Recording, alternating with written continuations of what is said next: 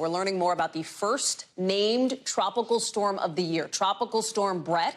Look at it. There it is, swirling around 40 miles an hour. It's not even officially summer yet. This is really early for a tropical storm.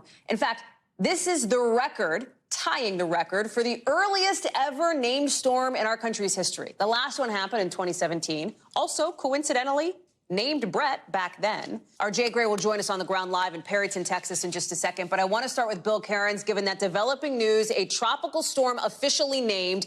This is very rare, Bill, that you and I are sitting here talking this early in the year about a system like this strong. Does it tell us anything about what we're in for this hurricane season?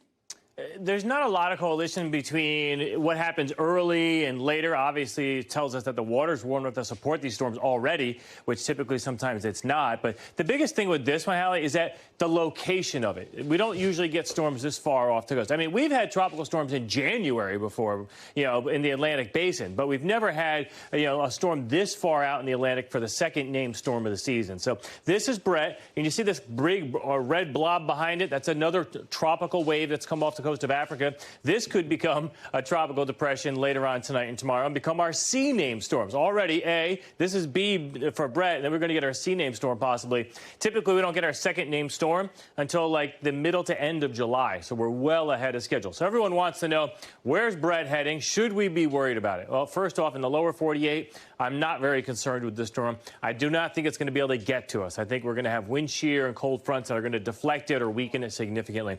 But we are going to watch it becoming possibly a hurricane as early as Wednesday, and then heading towards areas like St. Lucia, somewhere in that vicinity, close enough that, the British and Virgin Islands have to watch this. And then Puerto Rico's in the cone, and so is a good section there of the Dominican Republic. So that is the area. But notice the Hurricane Center brings it up to Category 1 and then does weaken it after that, Hallie. And a lot of our computer models show that it's going to get stronger and then weaken as it approaches the island. Thanks for watching our YouTube channel. Follow today's top stories and breaking news by downloading the NBC News app.